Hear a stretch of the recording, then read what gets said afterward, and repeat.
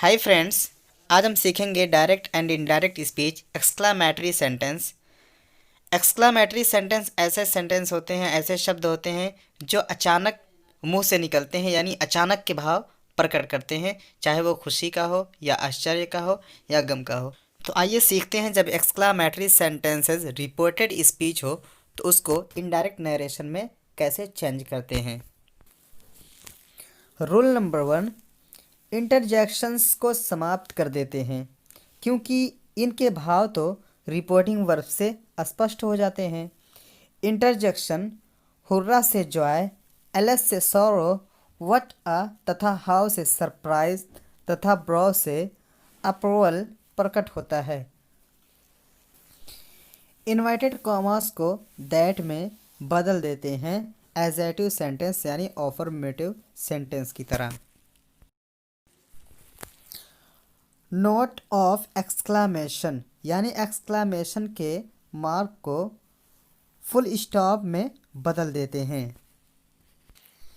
Person और tense का परिवर्तन एजेटिव वर्ब की तरह होता है, यानी ऑफर्मेटिव एजेटिव सेंटेंसेस में जिस तरीके से टेंस को दूसरे टेंस में बदलते थे, उसी तरीके से एक्सक्लामेटरी सेंटेंसेस में भी टेंस को बदलेंगे।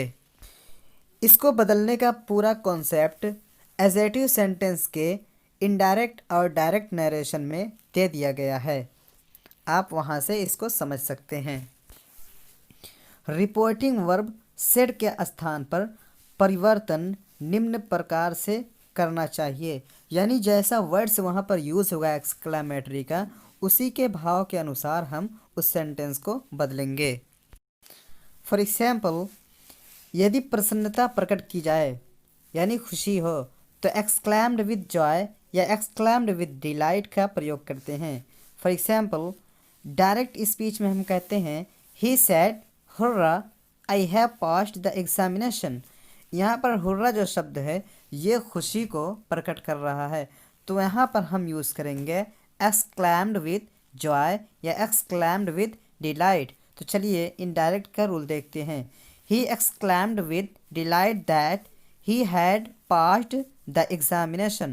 I have passed reported speech जो डायरेक्ट में है ये प्रेजेंट परफेक्ट टेंस में है, तो इसमें जो रिपोर्टेड पार्ट है उसको हम पास्ट परफेक्ट टेंस में बदलेंगे और कॉमा के स्थान पर, कॉमा इन्वर्टेड के स्थान पर दैट का प्रयोग किया गया है और हुर्रा शब्द के स्थान पर एक्सक्लैम्ड विद जॉय या एक्सक्लैम्ड विद डिलाइट का प्रयोग किया गया है। और अगर शोक प्रकट किया जाए यानी दुख प्रकट हो तो एक्सक्लैम्ड विद सॉरो या एक्सक्लैम्ड विद ग्रीफ का प्रयोग करते हैं। फॉर एग्जाम्पल, डायरेक्ट स्पीच है the student said alas my friend is dead. यहाँ पर अलास का मतलब होता है अफसोस, यानी दुख यहाँ पर जाहिर हो रहा है। तो इसको हम इनडायरेक्ट में जब बदलेंगे तो सेड के स्थान पर, क्योंकि अलास है तो यहाँ पर हम यूज़ करेंगे एक्सक्लैम्ड विद सॉरो या एक्सक्लैम्ड विद ग्रीफ और कॉमा इन्वर्टेड कॉमा के स्थान पर दैट का प्रयोग करेंगे। उसके बाद हिज फ्रेंड वॉज डेड, यहाँ पर माई फ्रेंड इज़ डेड है तो माई अकॉर्डिंग टू सब्जेक्ट चेंज होगा, थर्ड पर्सन तो यहाँ पर हिज हो जाएगा और ये प्रेजेंट सेंटेंस है तो इसको हम कन्वर्ट कर देंगे पास्ट सेंटेंस में। तो कंप्लीट सेंटेंस है the student exclaimed with sorrow that his friend was dead. यदि प्रशंसा की गई है तो प्रेज्ड या अपलॉडेड का प्रयोग करते हैं। फॉर एग्जाम्पल, डायरेक्ट स्पीच है the soldier said bravo we have won. The soldiers applauded that they had won. यहाँ पर सोल्जर्स यानी जो सैनिक है उन्होंने कहा कि शाबाश हम जीत गए, तो यहाँ पर प्रशंसा की जा रही है, किसी का हौसला बढ़ाया जा रहा है, तो यहाँ पर हम यूज़ करेंगे प्रेज्ड या अपलॉडेड। तो यहाँ पर यूज़ हुआ है सेड के स्थान पर applauded. The soldiers applauded that they had one.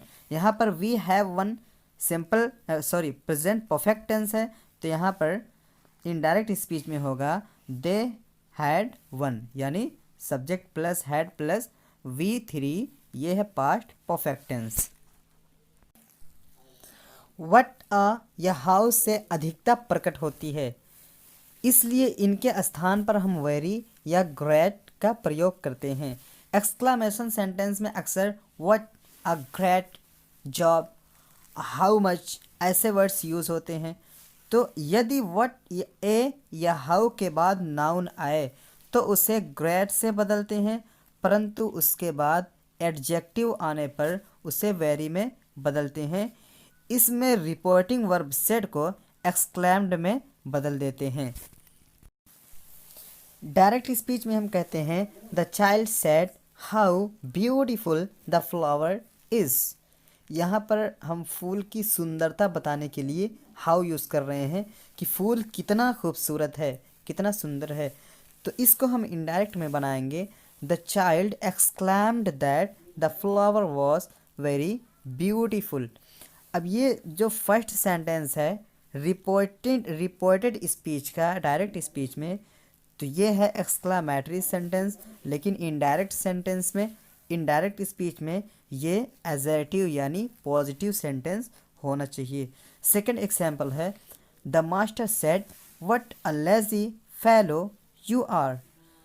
What a lazy fellow you are indirect होगा the master exclaimed that I was very lazy fellow. यहाँ पर व्हाट अ लेजी मतलब कितना ज़्यादा तुम आलसी हो, इसको डिस्क्राइब कर रहा है टीचर।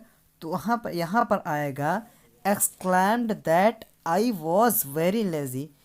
तो यहाँ पर सैड को कन्वर्ट किया जाएगा एक्सक्लैम्ड, और what a lazy fellow you are ये एक्सक्लामेटरी सेंटेंस है, तो इसको बदलेंगे I was very lazy fellow.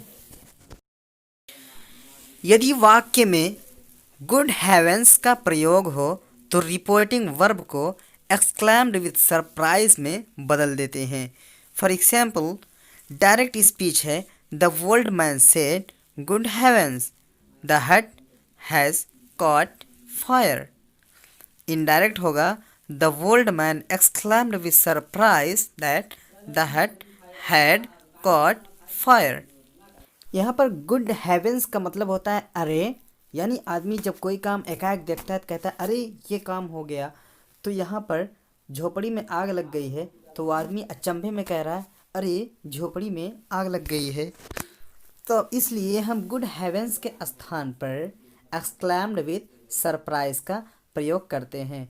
So friends, इसी के साथ जो डायरेक्ट और इनडायरेक्ट का नरेशन का जो कॉन्सेप्ट था, जो एक सीरीज़ थी, वो कंप्लीट हो गई है। आप प्लेलिस्ट में जाकर इसकी पूरी सीरीज़ का वीडियो देख सकते हैं, यानी डायरेक्ट और इनडायरेक्ट नरेशन जितने भी टेंसेज होते हैं, सेंटेंसेस होते हैं, सारे यूजेस आप एक साथ देख सकते हैं। तो फ्रेंड्स, मिलेंगे आपसे नेक्स्ट वीडियो में।